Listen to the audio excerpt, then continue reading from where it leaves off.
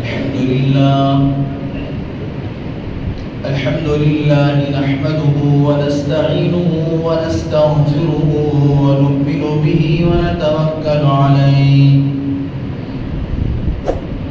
ونعوذ بالله من شرور أنفسنا ومن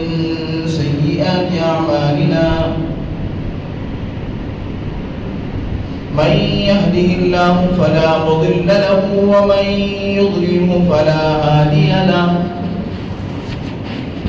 ونشهد أن لا إله إلا الله وحده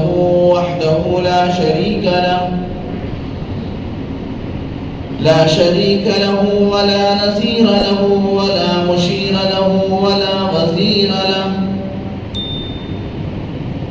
ونشهد أن سيدنا وسندنا وحبيبنا وإمامنا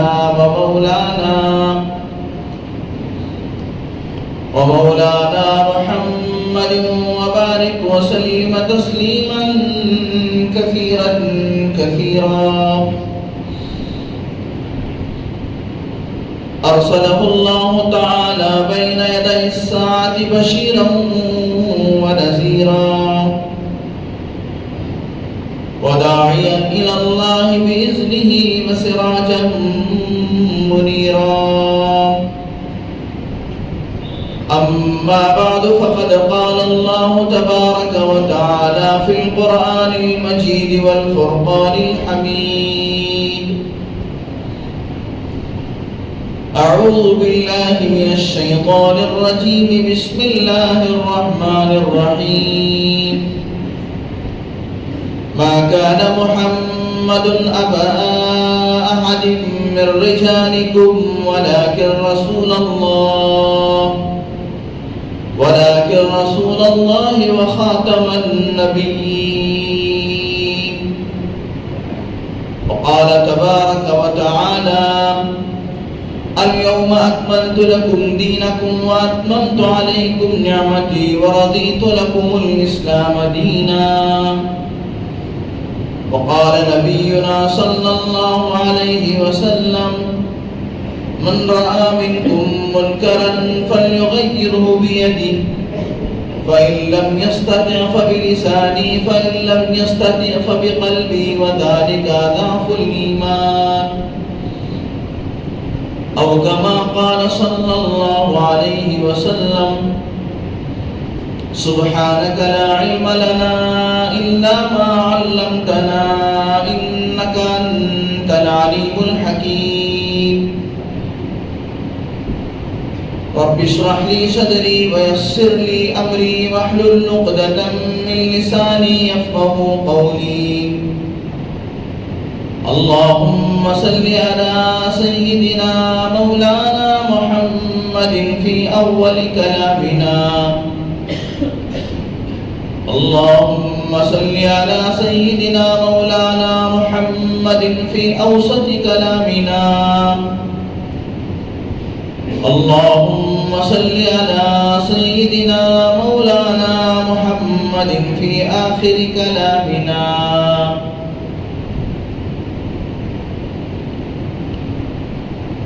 ہر قسم کی تمام تعریفیں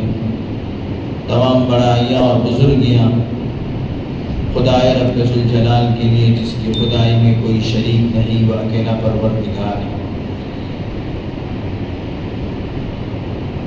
ہم سب اس کے بندے ہیں وہ ہمارا خالق و مالک پالنہار اور پروردگار ہے ہر پل ہر لمحہ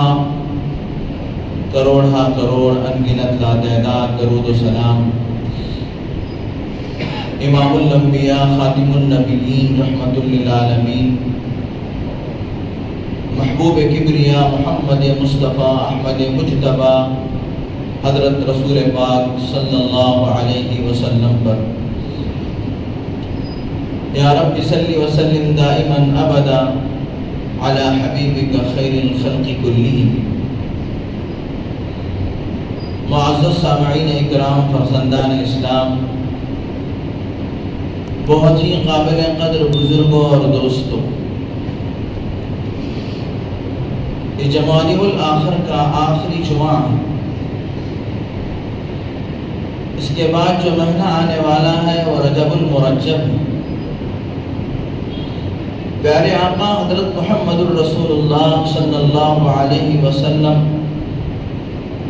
رجب کا مہینہ شروع ہوتے ہی خاص کر اس دعا کا اہتمام فرمایا کرتے تھے، اللہم بارک لنا فی رجب و شعبان و بلغنا الی رمضان۔ اے اللہ رجب اور شعبان میں برکت عطا فرما اور عافیت کے ساتھ رمضان تک پہنچا دے۔ ہم بھی اللہ کی بارگاہ میں دعا کرتے ہیں کہ اللہ تبارک و تعالی ہمارے لیے رجب اور شعبان میں برکتیں، رحمتیں، عافیتیں نصیب فرمائیں اور عافیت کے ساتھ صحت و سلامتی کے ساتھ رمضان تک پہنچا دیں۔ رمضان کی رحمتوں اور برکتوں سے اللہ ہم سب کو مالا مال فرمائے۔ معزز سامعین اکرام، جب سے اللہ تبارک و تعالیٰ نے دنیا کو پیدا فرمایا ہے، انسانوں کا سلسلہ جاری و ساری فرمایا ہے، اس وقت سے اللہ تبارک و تعالیٰ کی عادت شریفہ اور اللہ تبارک و تعالیٰ کا دستور رہا ہے کہ انسانوں کی ہدایت اور رہنمائی اور رہبری کے لیے اسی وقت سے اللہ تعالیٰ نے حضرات انبیاء علیہ السلام کا سلسلہ جاری و ساری فرما دیا، تاکہ بھولے بھٹکے ہوئے انسانوں کو راہ راست سے، گمشدہ انسانوں کو راہ راست پر لانے کا کام کیا جائے۔ چنانچہ اللہ تبارک و تعالیٰ نے حضرت آدم نبینا علیہ السلام، جو ہم سب کے والد محترم ہیں، باپ ہیں، سارے انسانوں کے باپ ہیں، آدم علیہ السلام کی طرف منسوب کر کے آدمی کو، انسان کو آدمی کہا جاتا ہے۔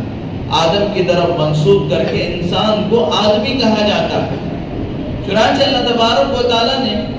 ایک زمانے میں کئی نبیوں کو بھیجا۔ حضرت ابراہیم علیہ السلام نبی ہیں، تو حضرت ابراہیم علیہ السلام کے زمانے میں ہی حضرت لوط علیہ السلام، جو حضرت ابراہیم علیہ السلام کے بھانجے ہیں، اور حضرت اسماعیل علیہ السلام، جو حضرت ابراہیم علیہ السلام کے فرزند ہیں، کہ ایک نبی ایک زمانے کے اندر، اور اللہ تبارک و تعالیٰ نے ان نبیوں کی عمریں بھی بڑی لمبی رکھا۔ کسی کی عمر 900 سال، تو کسی کی عمر 300 سال، 200 سال، لمبی عمریں اللہ تبارک و تعالیٰ نے عطا فرمایا۔ ایک ہی زمانے میں حضرت حزقیل علیہ السلام ہے، تو اسی زمانے میں حضرت جرجیس علیہ السلام ہے۔ حضرت آدم علیہ السلام ہے، تو ان کے بیٹے حضرت شیس علیہ السلام ہے۔ حضرت موسیٰ علیہ السلام نبی ہیں، تو اسی زمانے میں حضرت ہارون علیہ السلام نبی۔ علامہ سیوطی رحمۃ اللہ علیہ بہت بڑے مفسر، محدث اور فقیہ گزرے ہیں۔ علامہ سیوطی رحمۃ اللہ علیہ فرماتے ہیں کہ جب میں پہلی مرتبہ حج پر گیا اور میں نے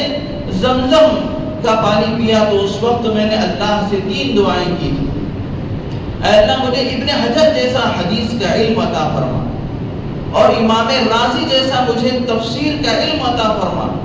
اور اسماعیل مزنی جیسا مجھے فقہ کا علم عطا فرما۔ یہ جو امام رازی ہیں، تفسیر کے بہت بڑے امام، ان کی تفسیر رازی بہت ساری جلدوں میں کتابیں موجود ہیں، اور حافظ ابن حجر رحمۃ اللہ علیہ وہ بخاری شریف کے بہت بڑے محدث ہیں، سینکڑوں کتابیں ان کی ہیں۔ اور اسماعیل مزنی یہ مسلک شافعی کے بہت بڑے فقیہ ہیں۔ چنانچہ علامہ سیوطی رحمۃ اللہ علیہ فرماتے ہیں کہ اللہ تبارک و تعالیٰ نے میری تینوں دعاؤں کو قبول فرمایا۔ سرکار دو عالم حضرت محمد رسول اللہ صلی اللہ علیہ وسلم کا ارشاد ہے کہ ماء زمزم لما شرب لہ، زمزم کا پانی جس نیت سے پیا جاتا ہے، اللہ تبارک و تعالیٰ اس نیت کو پورا فرماتے ہیں، بشرطے کہ وہ صدق دل کے ساتھ دعا ہو، سچی طلب و تڑپ کے ساتھ دعا ہو، تو اللہ تعالیٰ اس کی دعاؤں کو قبول فرماتے ہیں۔ محدثین نے تسلسل کے ساتھ روایت کیا ہے کہ میں زمزم کے پانی پینے کے وقت میں فلاں دعا کیا تھا، تو میری دعا اللہ نے قبول فرمایا۔ چنانچہ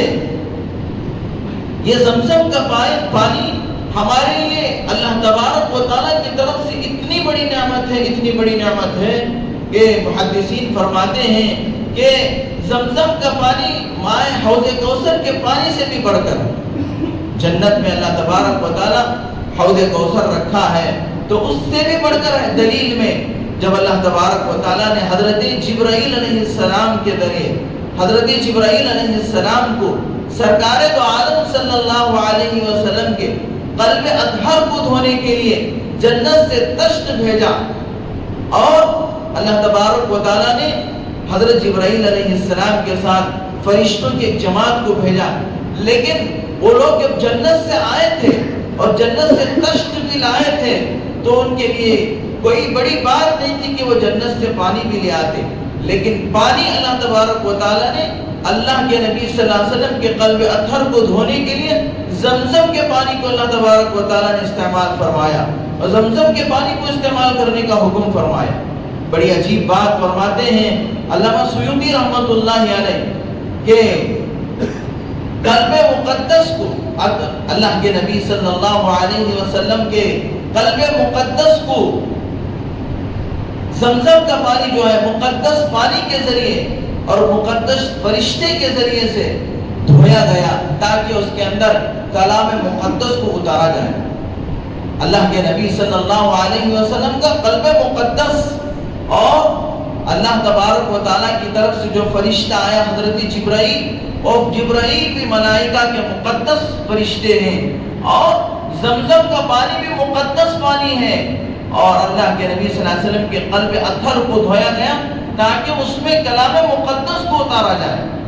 چنانچہ میرے دوستو اللہ کے نبی صلی اللہ علیہ وسلم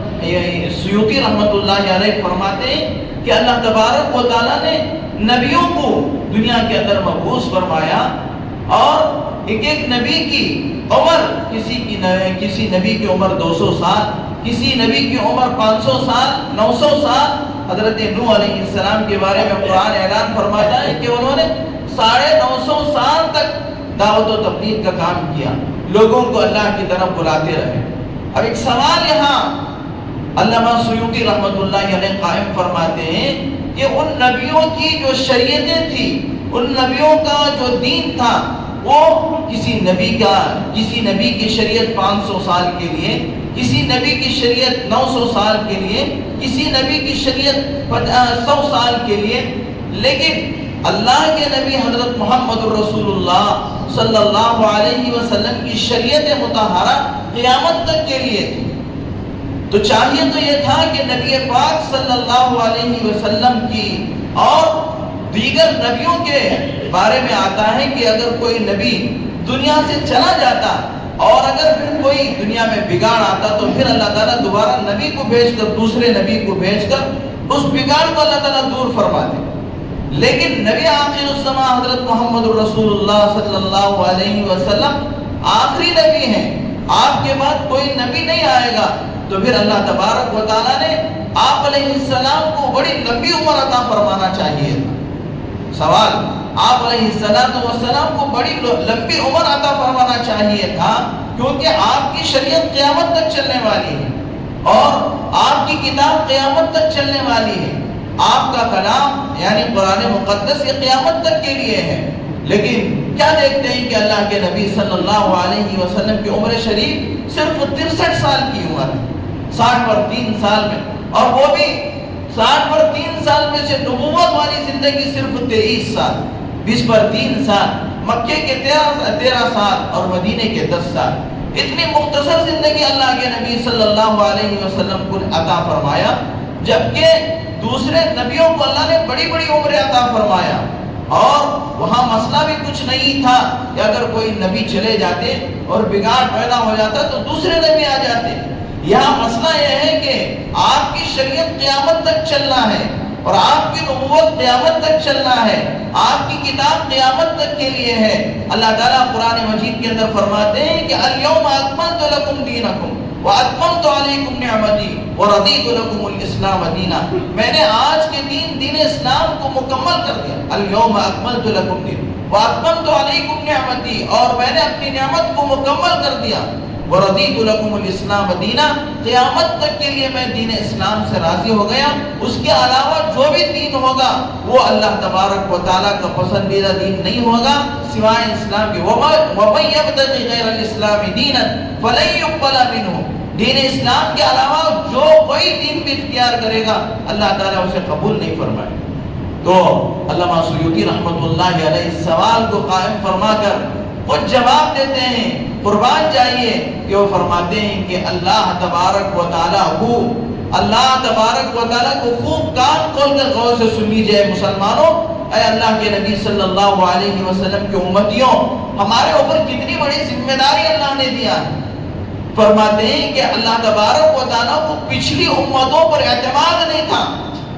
سرکار دو عالم حضرت محمد الرسول اللہ صلی اللہ علیہ وسلم کی امت پر اللہ کو اعتماد تھا کہ یہ اللہ کے نبی کی امت اللہ کے نبی کے دنیا سے جانے کے بعد اللہ کے نبی کے کام کو کرے گی، اللہ کے نبی کے درد کو لے گی، اللہ کے نبی صلی اللہ علیہ وسلم کے فکروں کو لے گی۔ چنانچہ میرے دوستوں،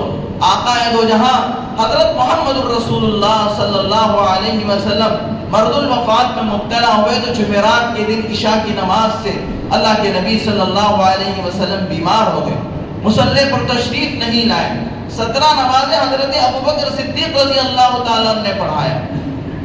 پیر کے دن فجر کی نماز میں جب صدیق اکبر رضی اللہ تعالیٰ مصلی پہ تشریف فرما ہوئے، میرے آقا امام الانبیاء خاتم النبیین حضرت محمد الرسول اللہ صلی اللہ علیہ وسلم حجرے مبارکہ میں تشریف فرماتے، مسجد نبوی کے اندر صحابہ کی صفیں بنی ہوئی تھی، ابوبکر صدیق رضی اللہ تعالیٰ مصلی رسول پہ کھڑے ہوئے تھے۔ اللہ کا نبی اپنے حجرے سے پردے کو ہٹاتے ہیں اور صحابہ کی صفوں کو دیکھتے ہیں۔ وہ صحابہ جن کے صفیں اللہ کے نبی صلی اللہ علیہ وسلم کے حجرے مقدس سے قریب تھے، وہ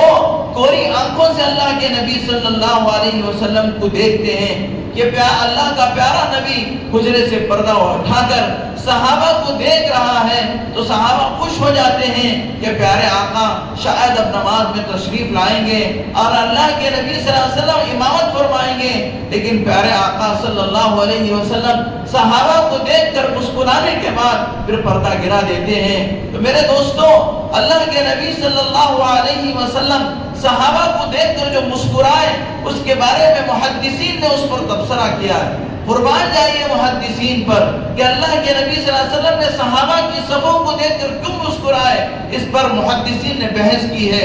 محدثین نے یہ کلام کیا ہے کہ اللہ کے نبی صلی اللہ علیہ وسلم نے دیکھا کہ میرے پیارے صحابہ صفیں بنا کر کھڑے ہوئے ہیں، اب مجھے دنیا سے جانے کا وقت ہے، تو مجھے کوئی فکر کی بات نہیں، یہ میرے صحابہ میرے دین کو سنبھالیں گے، یہ میرے صحابہ میرے دین کو آگے تک پہنچائیں گے، قیامت تک اس دین کی ذمہ داری کو یہ اٹھائیں گے۔ یہ دیکھ کر اللہ کے نبی صلی اللہ علیہ وسلم نے مسکرایا، اب میں دنیا سے جا بھی رہا ہوں تو مجھے کوئی پرواہ نہیں کہ میرے صحابہ دین کا کام سنبھالیں۔ لیکن قربان جائیے شیخ الحدیث مولانا زکریا رحمۃ اللہ علیہ پر، وہ فرماتے ہیں کہ تمام محدثین کی رائے سے میں متفق ہوں، لیکن میری رائے یہ ہے کہ اللہ کے نبی صلی اللہ علیہ وسلم نے جو مسکرائے وہ یہ دیکھ کر مسکرائے کہ میرا صدیق مصلی پہ کھڑا ہوا ہے اور یہ میرا صدیق میرے جانے کے بعد میری امت کو سنبھالے گا، میری امت کو گمراہ ہونے سے بچائے گا، میری امت کو مرتد ہونے سے بچائے گا۔ چنانچہ اللہ کے نبی صلی اللہ علیہ وسلم نے امت پر اعتماد فرمایا اور اللہ کے نبی صلی اللہ علیہ وسلم نے صحابہ کو ایسے تیار فرمایا، صداقت کے میدان میں اللہ کے نبی نے صداقت کو ایسے صحابہ کے اندر بھرا کہ اللہ تبارک و تعالیٰ کے صحابہ کو صداقت کا امام بنا۔ صدیق اکبر صداقت کے امام ہیں، عدالت کو اللہ کے نبی صحابہ میں ایسا بھرا اور ایسا ان کی گھٹی کے اندر عدالت کو پہنایا اور عدالت کو ایسے داخل فرمایا، حضرت عمر فاروق عدالت کے امام بن گئے۔ آج میں حضرت سیدنا عمر فاروق رضی اللہ تعالیٰ عنہ کی عدالت کے چرچے مسلمانوں میں نہیں، کافروں کے ایوانوں میں حضرت عمر فاروق کی عدالت کے چرچے ہوتے ہیں۔ آج بھی حضرت عمر فاروق رضی اللہ تعالیٰ عنہ کی عدالت اگر دنیا میں قائم ہو جائے گی تو پھر میرے دوستوں کوئی کتا پیاسا نہیں مرے گا۔ چنانچہ حضرت مولانا مفکر قوم ملت حضرت مولانا خلیل الرحمن سجاد نعمانی فرماتے ہیں، ہم دنیا سے حکومتیں نہیں چاہتے ہیں، ہم دنیا سے کیا ہے، مسلمان حکومتیں نہیں چاہتے، ہم تو عدل و انصاف کو چاہتے ہیں، ہم حقوق کو چاہتے ہیں۔ حکومت کوئی بھی کرے لیکن عدل و انصاف کے ساتھ کرے، جو ہمارے بڑوں نے کیا تھا، جو عمر فاروق رضی اللہ تعالیٰ نے اپنے دور کے اندر صداقت و سچائی اور عدالت و انصاف کی حکومتیں قائم کی، اور اللہ کے نبی نے حیا صحابہ کرام رضوان اللہ تعالیٰ علیہ اجمعین کے اندر ایسے بھرا تھا گویا کہ وہ حیا کے امام ہو گئے۔ حضرت عثمان ذی النورین رحمۃ اللہ علیہ رضی اللہ تعالیٰ عنہ، اللہ تبارک و تعالیٰ نے ان کو حیا ایسے اعلیٰ معیار کے اللہ نے عطا فرمایا تھا، اور اسی طریقے سے شجاعت و بہادری حضرات صحابہ کی جماعت کے اندر، حضرت علی المرتضیٰ کے اندر اللہ نے ایسی شجاعت و بہادری عطا فرمایا تھا کہ حضرت علی رضی اللہ تعالیٰ عنہ خیبر کا پورا خیبر کے قلعے کا دروازہ ایک ہاتھ سے اکھاڑ کے پھینک دیتے ہیں، اور حضرت علی کرم اللہ وجہہ کو اللہ تبارک و تعالیٰ نے ایسی شجاعت و بہادری اور ایسا علم عطا فرمایا تھا گویا حضرت علی رضی اللہ تعالیٰ عنہ کے بارے میں اللہ کے نبی نے فرمایا کہ حضرت علی علم کا باب ہے، علم کا باب ہے، اور علم کا شہر ہوں۔ تقوی اور طہارت کے اعتبار سے صحابہ میں حضرت ابو ذر غفاری رضی اللہ تعالیٰ تقوی اور طہارت کے امام تھے۔ حضرت تواضع و انکساری کے اندر حضرت ابو عبیدہ بن جراح رضی اللہ تعالیٰ وہ تواضع و انکساری کا مجسمہ تھے، اور قرآن مجید کو تلاوت کرنے کے بارے میں اگر نام لیا جائے تو حضرت ابی بن کعب رضی اللہ تعالیٰ حضرت ابی بن کعب رضی اللہ تعالیٰ ایسے بہترین انداز میں قرآن پڑھا کرتے تھے کہ اللہ کے نبی صلی اللہ علیہ وسلم نے ایک مرتبہ حضرت ابی سے فرمایا، اے ابی، اللہ تبارک و تعالیٰ نے آپ کو سلام کہا ہے، اور مجھے اللہ تبارک و تعالیٰ نے حکم دیا ہے کہ ابی بن کعب رضی اللہ تعالیٰ جب تلاوت کرے تو آپ سنا کریں۔ چنانچہ اللہ کے نبی صلی اللہ علیہ وسلم نے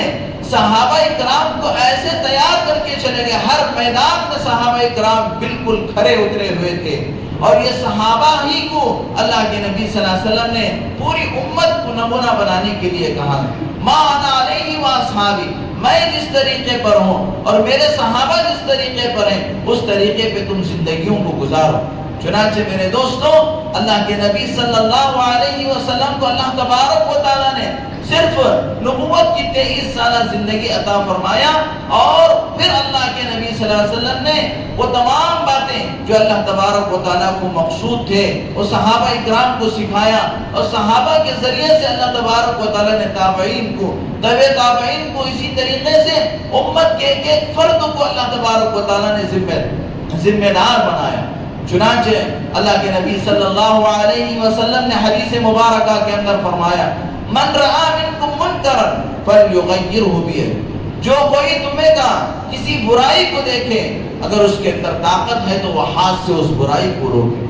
اور اگر ہاتھ سے روکنے کی اس کے اندر طاقت نہیں ہے تو زبان سے اس کو روکنے کی کوشش کرے، اگر زبان سے بھی روکنے کی اس کے اندر طاقت نہیں ہے تو اس چیز کو برا سمجھے، دل سے برا سمجھے۔ آج میرے دوستو کتنی برائیاں ہمارے آنکھوں کے سامنے،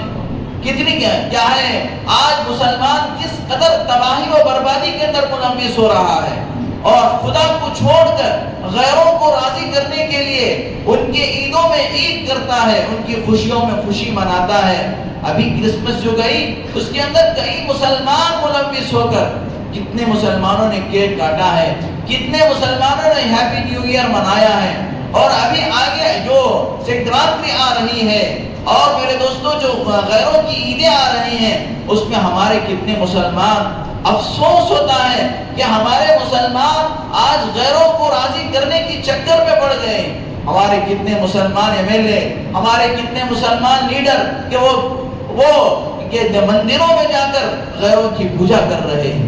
اللہ کو ناراض کرنے کے کام کر رہے ہیں۔ اللہ کے نبی صلی اللہ علیہ وسلم نے اس امت کو جس سطح پہ چھوڑ کر گئے تھے، اور اللہ نے اس امت پر جو اعتماد کیا تھا، جو بھروسہ کیا تھا، یہ امت کہاں پہنچ گئی۔ اللہ کے نبی صلی اللہ علیہ وسلم طائف میں تشریف لے گئے ہیں، اور آپ علیہ السلام پر تکالیف کے پہاڑ توڑے گئے، اور اللہ کے نبی صلی اللہ علیہ وسلم نے آپ کی جوتیاں خون سے بھر گئی۔ حضرت ابو الحسن علی ندوی رحمۃ اللہ علیہ فرماتے ہیں تاریخ نگار نے آپ کی جوتیوں کو دیکھا، اگر وہ میرے نبی کے دامن کو اٹھا کر دیکھتا تو آپ کا سارا ہی بدن خون سے چھلنی ہو چکا تھا۔ آپ علیہ السلام ایسی حالت میں تھے کہ آپ بے ہوش ہو گئے۔ جب آپ کو ہوش آیا تو حضرت جبرائیل علیہ السلام پہاڑوں کے فرشتوں کے ذریعے آپ کے سامنے کھڑے ہوئے تھے، اور حضرت جبرائیل علیہ السلام نے اللہ کے نبی صلی اللہ علیہ وسلم سے کہا کہ اللہ نے آپ کو سلام بھیجا ہے، اور اللہ تبارک و تعالیٰ نے کہا ہے کہ اگر آپ چاہیں تو ان پہاڑوں کو ملا کر تباہ و برباد، یہ طائف والوں کو تباہ کر دیا جائے گا۔ اللہ کے نبی صلی اللہ علیہ وسلم نے فرمایا کہ اللہ تبارک و تعالیٰ نے کیا کہا، اللہ تبارک و تعالیٰ نے کیا کہا۔ شاہ ولی اللہ محدث دہلوی رحمۃ اللہ علیہ فرماتے ہیں کہ یہاں پر اللہ کے نبی نے فرشتوں سے پوچھا کہ اللہ تبارک و تعالیٰ نے اس بارے میں کیا کہا، تو حضرت جبرائیل علیہ السلام نے کہا کہ اللہ نے کہا جو میرا پیغمبر کہے گا وہی کرو، جو میرا پیغمبر کہے وہی کرو۔ اس پر اللہ کے نبی صلی اللہ علیہ وسلم نے مسکرایا اور کہا کہ اللہ تبارک و تعالیٰ کو بھی پسند نہیں ہے کہ اس امت کو تباہ کرے، اس امت کو برباد، اور اللہ تبارک و تعالیٰ نے مجھے رحمت للعالمین بنا کر بھیجا ہے۔ چنانچہ اللہ کے نبی صلی اللہ علیہ وسلم نے ہاتھوں کو اٹھا کر دعا فرمایا، اللہم اہدی قومی فإنہم لا یعلمون، اے اللہ اس قوم کو ہدایت عطا فرما اس لیے کہ وہ مجھے نہیں جانتے۔ چنانچہ اللہ کے نبی صلی اللہ علیہ وسلم نے یہ جو دعا کی، اور میرے دوستو ہم ہندوستان والوں کو بلکہ بر صغیر والوں کو، ہند و پاک والوں کو جو ایمان ملا ہے اسی طائف کی دعا کا صدقہ ہے، اسی طائف کی دعا کا صدقہ ہے کہ زمانہ بیت گیا ہندوستان کے اندر اسی طائف سے محمد بن قاسم الثقفی سب سے پہلے اس ہندوستان بلکہ بر صغیر کے اندر، اس زمانے میں ہند و پاک اور یہ سری لنکا یہ سب کے سب ہندوستان کہلاتا تھا، سب سے پہلے ہندوستان کے اندر انہوں نے اسلام کو لے آئے اور اسلام کا پرچم انہوں نے گاڑا، اور اس کے بعد یہاں کے لوگوں کو دین ملا، اللہ تبارک و تعالیٰ کی توحید ملی، نبی کی رسالت ملی، اور میرے دوستو آج جو ہم لوگ دیکھ رہے ہیں کہ یہ جو دین ہے یہ اللہ تبارک و تعالیٰ کا دین اور نبی رحمت حضرت محمد الرسول اللہ صلی اللہ علیہ وسلم کا دین یتیم ہوتا جا رہا ہے، اور ہم لوگ اپنے دنیا کے چوچلے پورا کرنے کے اندر پڑے ہوئے۔ میرے دوستو اللہ تبارک و تعالیٰ کسی کو مال دیتا ہے اور کسی کو بنگلہ دیتا ہے، کسی کو دنیا کی کوئی چیز دیتا ہے، تو یہ اس بات کی علامت نہیں کہ اللہ تعالیٰ راضی ہو، اس لیے کہ اللہ تبارک و تعالیٰ دولت، مال اور دولت یہ اللہ تبارک و تعالیٰ ناراض ہو کر بھی دیتے ہیں اور راضی ہو کر بھی دیتے ہیں۔ فرعون سے اللہ تعالیٰ ناراض تھے لیکن اللہ تبارک و تعالیٰ نے اسے ملک و مال عطا کیا۔ سلیمان علیہ السلام سے اللہ راضی تھے، اللہ تبارک و تعالیٰ نے ان کو بادشاہت عطا فرمایا۔ نمرود سے اللہ تبارک و تعالیٰ ناراض تھے، اس کے باوجود اللہ تبارک و تعالیٰ نے اسے بادشاہت عطا فرمایا۔ بادشاہت کا مل جانا، ملک و مال کا مل جانا، اور میرے دوستو دنیا کا مل جانا یہ اللہ کی رضامندی کی دلیل نہیں ہے، بلکہ جسے اللہ تبارک و تعالیٰ ہدایت عطا فرما دیتے ہیں یہ اللہ کی رضامندی کی دلیل، جسے 2 رکعت نماز پڑھنے کی اللہ تعالیٰ توفیق عطا فرما دیتے ہیں یہ اللہ تبارک و تعالیٰ کی رضامندی کی دلیل ہے۔ آج میرے دوستو ہمارے پورے شہر کے اندر اجتماعات چل رہے ہیں، اور ان اجتماعات کا مقصد کیا ہے کہ اللہ کے بندوں کو اللہ کی طرف بلانا، نیکیوں اور برائیوں سے نکال کر نیکیوں کی طرف لانا، گمراہی سے نکال کر ہدایت کی طرف لانا۔ ایک محنت چل رہی ہے اور الحمدللہ یہ محنت پوری دنیا کے اندر چل رہی ہے، اور ایک آدمی اللہ کے فضل و کرم سے جب اس محنت کے اندر کھڑا ہوتا ہے تو سینکڑوں کی زندگیوں کو بدل دیتا ہے۔ اللہ تبارک و تعالیٰ نے اس دعوت و تبلیغ کے کام کے اندر ایسی تاثیر رکھا ہے کہ ہزاروں گمگشتہ لوگ، ہزاروں ایسے لوگ جو گمراہی میں پڑے ہوئے تھے، اللہ تبارک و تعالیٰ نے اس دعوت کی برکت سے ان کو ہدایت عطا فرمایا، رہبری اور رہنمائی عطا فرمایا۔ اور میرے دوستوں اس دعوت کی برکت سے دنیا بھر کے اندر بہت سارے دین کے داعی پیدا ہوئے اور بہت سارے علماء حفاظ پیدا ہوئے۔ اس لیے میرے دوستو یہ دعوت کا کام بہت عظیم کام ہے، اس کی محنتوں میں جڑنے سے اللہ تبارک و تعالی ہم لوگوں کو بھی ہدایت عطا فرماتے ہیں، اور بے شمار لوگوں کو بھی اللہ تبارک و تعالی ہدایت کی دولت سے مالا مال فرماتے ہیں۔ الحمدللہ جگہ جگہ اجتماعات ہو رہے ہیں۔ اس سے پہلے اتی ملے کے اندر اجتماع ہوا، اور اس ہفتہ اتوار میں رضا پڑھنے کے اندر اجتماع ہے، اور اس کے بعد ہمارے اس زون کا پورا اجتماع کیا ہے، میسور روڈ میں طے ہوا ہے۔ تو لہذا ابھی سے ہم لوگ فکریں کریں، ہم جماعتوں میں نکل کر خود کی بھی اصلاح اور دوسرے لوگوں کو بھی راہ راست پر لانے کی فکریں کریں۔ یہ بہت اہم ذمہ داری ہے۔ اللہ نے ہم پر اعتماد کر کے اللہ کے نبی صلی اللہ علیہ وسلم کو خاتم النبیین بنایا۔ آپ کے بعد کوئی نبی نہیں آئے گا، گرچہ کہ آپ کا دین قیامت تک چلے گا، اور کس کے اعتماد پر چلے گا؟ اسی امت کے اعتماد پر چلے گا۔ یہ امت رہنمائی پائے گی اور لوگوں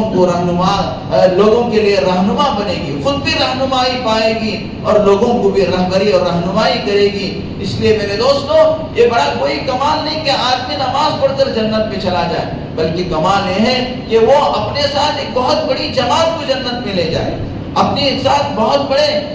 طبقے کو اللہ تبارک و تعالیٰ کے دین پر چلانے کی فکر کرے۔ اللہ تعالیٰ سے دعا ہے کہ اللہ تبارک و تعالیٰ ہم تمام کو ان فکروں میں جڑنے کی توفیق عطا فرمائے، اور ہم سب کو اللہ تعالیٰ ہدایت کی دولت سے مالا مال فرمائے۔ جہاں جہاں اجتماعات ہو رہے ہیں، فکریں ہو رہے ہیں، اللہ تعالیٰ اس کو اپنے فضل سے قبول فرما کر پورے دنیا سے گمراہی کو ختم فرما دے، اسلام کا بول بالا فرمائے، ہدایت کو عام فرمائے، کفر و ضلالت کو اللہ تعالیٰ ختم فرمائے۔ آمین و آخر دعوانا الحمدللہ رب العالمین۔